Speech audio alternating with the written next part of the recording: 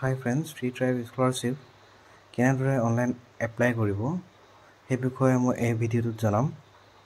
আপোনালোকে সাৰ্চ বাৰত প্ৰথমতে সিৰিজ আসাম বুলি সাৰ্চ কৰিব লাগিব।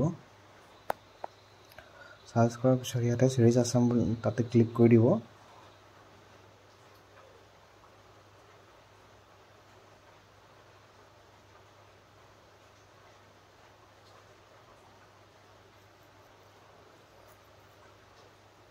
ইয়াতে হাউ টু এপ্লাই তাতে ক্লিক কৰি আপোনালোকে ইয়াতে গাইডলাইনটো চাই ল'ব পাৰিব কেনেদৰে কি কৰিব লাগে।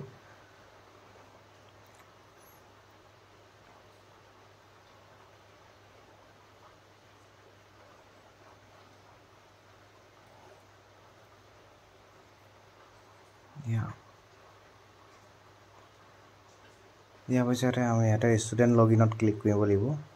ইয়াতে তিনিটা লিংক আছে, যিকোনো এটাত আপোনালোকে ক্লিক কৰিলে হ'ব। ইয়াতে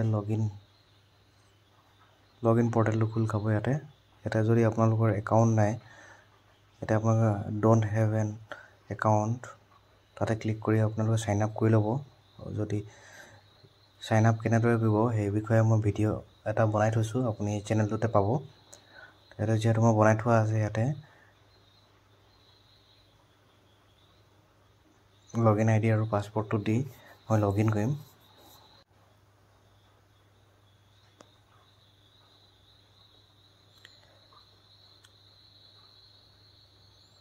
ইয়াতে লগইন কৰাৰ পিছত ইয়াতে আপোনালোকে দেখা পাব বৰ্তমান দুটা স্কিম আহিছে। প্ৰথমটো হৈছে আপোনাৰ প্ৰি মেট্ৰিক স্কলাৰশ্বিপ আৰু আনটো হৈছে চাইমন সিংহৰ স্পেচিয়েল স্কলাৰশ্বিপ। এই দুটাই আপোনালোকে এপ্লাই কৰিব পাৰিব বৰ্তমানলৈকে। তো মই ইয়াত চাইমন সিংহৰ স্পেচিয়েল স্কলাৰশ্বিপটো এপ্লাই কৰিবলৈ দেখাম। যিসকল ছাত্ৰ ছাত্ৰীয়ে হায়াৰ ছেকেণ্ডেৰী 2024 পাছ কৰিছে বা মেট্ৰিক পাছ কৰিছে 2024, সেইসকল ষ্টুডেণ্টে এপ্লাই কৰিব পাৰিব এই স্কলাৰশ্বিপটো। বৰ্তমান মই আপোনালোকক চাইমন সিংহৰ স্পেচিয়েল স্কলাৰশ্বিপটো মই এপ্লাই কৰিবলৈ দেখুৱাম আপোনালোকক। এটা চিলেক্ট কৰি ল'ব লাগিব। চিলেক্ট কৰাৰ পিছত আপোনালোকে নিজৰ পাৰ্চনেল ডিটেইলছসমূহ ইয়াত ভৰাই দিব লাগিব। ইয়াতে কেণ্ডিডেট নেমটো অলৰেডি দিয়া থাকিব। তাৰপিছত আপোনালোকক ডেট অফ বাৰ্থটো দিব, আপোনালোকে আধাৰ নাম্বাৰ দিব, তাৰপিছত ফাদাৰ নেমটো দিব।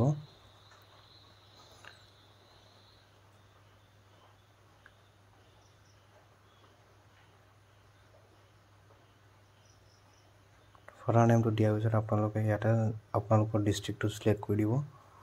তাৰপিছত এছেম্বলি আপোনালোকৰ কি হয়, আমাৰ যিহেতু দুলীয়াজান চিলেক্ট কৰিলোঁ। চাব ডিভিজন চিলেক্ট কৰিব, তাৰপিছত জিপি চিলেক্ট কৰি ল'ব আপোনালোকে।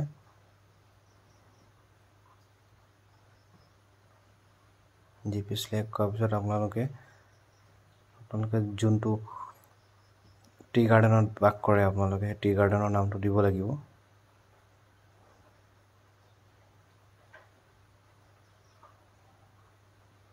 যদি সেইটো টি গাৰ্ডেনৰ নাম নাই তেতিয়াহ'লে আপোনালোকে আদাৰ্ছ দি কিনে তাতে আপোনালোকে মেনুৱেলি লিখিব পাৰিব টি গাৰ্ডেনৰ নামটো। তাৰপিছত আপোনালোকে নিজৰ এড্ৰেছটো লিখি দিব, তাৰপিছত লেণ্ডমাৰ্ক লিখি দিব, পোষ্ট অফিচ পিনক'ড দিব লাগিব। তাৰপিছত আপোনালোকে HSLC বা হায়াৰ ছেকেণ্ডেৰী পাছ চাৰ্টিফিকেট আৰু মাৰ্কশ্বিটখন আছেনে সেইটো ইয়াতে চিলেক্ট কৰিব। ইয়েছত ক্লিক কৰি দিব। কাষ্ট চাৰ্টিফিকেট আছেনে, আপোনালোকে XTGLৰ আছেনে, TGL XTGLৰ কাষ্ট চাৰ্টিফিকেট আছেনে, ডিজিটেল কাষ্ট চাৰ্টিফিকেট আছে নাই, সেইটো যদি আছে আপোনালোকে ইয়েছ কৰিব। আৰু লাগিব মাষ্ট বি ডিজিটেল কাষ্ট চাৰ্টিফিকেটখন। ইয়াৰ পিছত আপোনালোকে বেংক ডিটেইলছ ইয়াতে ফিল আপ কৰিব। ব্ৰাঞ্চ নেম দি দিব, IFSC কোড দিব, বেংক নেম। তাৰপিছতে আপোনালোকে ছেভ এণ্ড কণ্টিনিউত ক্লিক কৰিব। ক্লিক কৰাৰ পিছত আপোনালোকে দেখা পাইছে ইয়াতে ডকুমেণ্টছ আপলোড কৰিবলৈ আহিব। আপোনালোকে পাছপৰ্ট চাইজ ফটোটো আপোনালোকৰ মিনিমাম 50 KB ভিতৰত হ'ব লাগিব, 50 KB হ'ব লাগিব। ফটো JPG ফৰ্মত হ'ব লাগিব। চিগনেচাৰ আপোনাৰ 20 KB, মিনিমাম 20 KB হ'ব লাগিব। বাৰ্থ চাৰ্টিফিকেটখন 100 KB হ'ব লাগিব।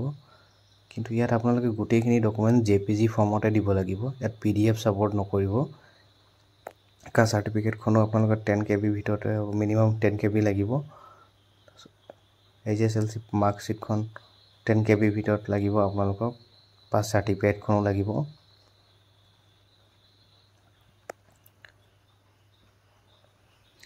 তাৰপিছত আপোনালোকৰ এডমিশ্যন ৰিচিপ্টখন লাগিব তাৰপিছত আপোনাৰ বেংক পাছবুকখনৰ ফ্ৰণ্ট পেজখন লাগিব ইমানখিনি ডকুমেণ্টছ দিয়াৰ পিছত আপোনালোকে ছেভ এণ্ড কণ্টিনিউত ক্লিক কৰি দিব তাৰপিছত ফাইনেল ছাবমিট আহি যাব তাৰপিছত আপোনালোকে ছাবমিট হৈ যাব আপোনালোকৰ এপ্লিকেশ্যনখন এনেদৰে আপোনালোকে এপ্লাই কৰিব ভিডিঅ'টো চোৱাৰ বাবে ধন্যবাদ আৰু চেনেলটো ছাবস্ক্ৰাইব কৰি দিব